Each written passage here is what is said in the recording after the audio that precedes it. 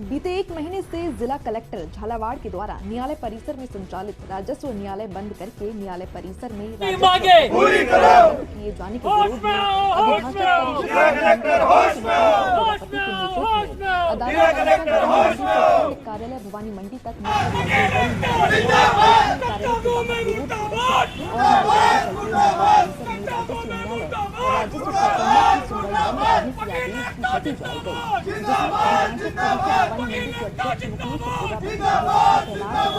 स्वतंत्र हरीश खंडेलवाल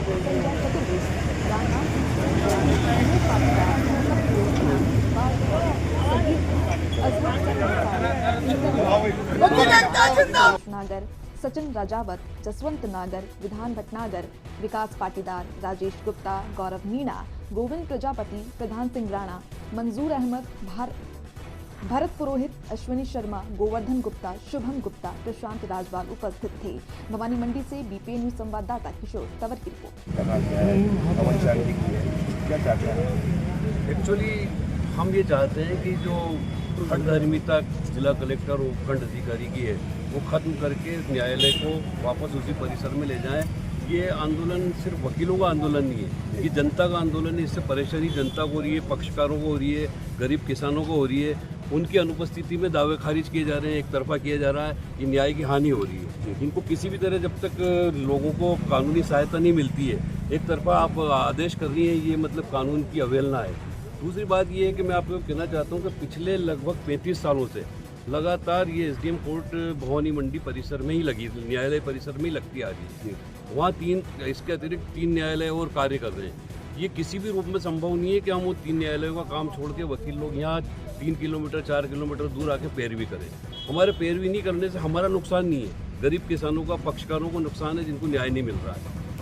एसडीएम साहब है, कलेक्टर साहब है और हम हैं, सब न्याय देने के लिए बैठे हैं। पर आपकी हठधर्मिता और आपकी जिद की वजह से आज पब्लिक को कितना नुकसान हो रहा है, इसको मतलब आपको उनको देखना चाहिए। ऊपर वालों को भी, राजस्थान सरकार को भी देख के आदेश देना चाहिए कि वे पूर्व स्थिति शुरू करें, क्योंकि इससे दरअसल सबसे बड़ा नुकसान पक्षकारों को है कि उनको न्याय नहीं मिल पा रहा है।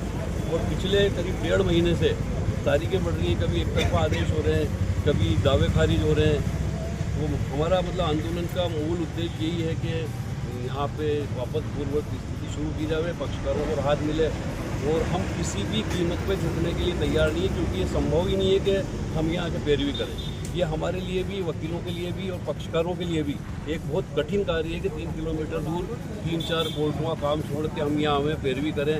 पक्षकार बेचारा अकेला रह जाता है इन सारी चीज़ों को छोड़ के, और हठधर्मिता छोड़ के इनको रास्ते पर आना चाहिए। दूसरी बात मैं ये कहना चाहता हूँ कि इन्होंने उस भवन को जर्जर घोषित करा, मतलब ये सहायक अभियंता की रिपोर्ट लेके कलेक्टर साहब ने और इन्होंने कि जर्जर भवन गिर जाएगा। उसी भवन में अभी 3 कोर्ट चल रही है, उनको खतरा नहीं है। हम जिस बरामदे में बैठते हैं वहाँ बड़े बड़े पिल्लर गिर रहे हैं, हमको खतरा नहीं है और इनको खतरा है।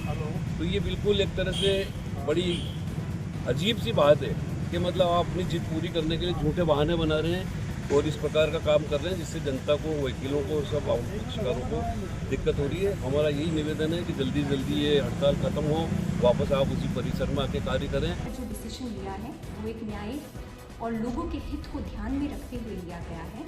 और जिस कक्ष की आप बात कर रहे हैं, जिस संबंध में, उसकी मैं अभिभाषक परिषद द्वारा स्वयं लिखित में हमें दिया गया है और मैं उसको कोट करती हूँ कि मैडम का जो भवन है वो अत्यंत ही जर्जर अवस्था में है और बिना मरम्मत के वहाँ कार्य करना संभव नहीं है।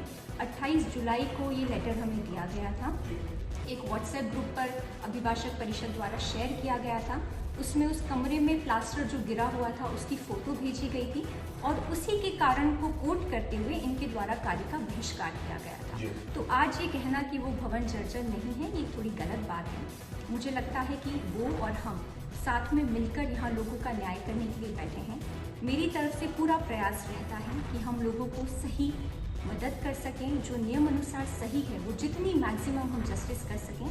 आप सभी जानते हैं कि मैं अपने जो कोर्ट का वर्क है उसको बहुत ही सीरियसली लेती हूँ। इसी के कारण यहाँ पर बहुत ही अच्छा डिस्पोजल रेट मेरा शुरू से रहा है। हम बिल्कुल पारदर्शिता के साथ में दोनों पक्षों की कार्रवाई को हम नियम अनुसार करते हैं। और आप सभी जानते हैं कि अभिभाषक परिषद के द्वारा जिन भी गलत कारणों से यहाँ पर बहिष्कार हो रहा है, उसके बावजूद विगत 2 महीनों से जो हमारा SDM कोर्ट है वो बहुत ही सुचारू रूप से चल रहा है। अभी भी बाहर जो परिवार खड़े हुए हैं, आप उनसे पूछ सकते हैं कि वो कितने संतुष्ट होकर यहाँ से जाते हैं। तो मैं यही कहना चाहूँगी कि जो भी प्रक्रिया हमारे द्वारा अपनाई गई है वो बहुत ही ट्रांसपेरेंट है, न्याय हित में है, लोगों के हित में है।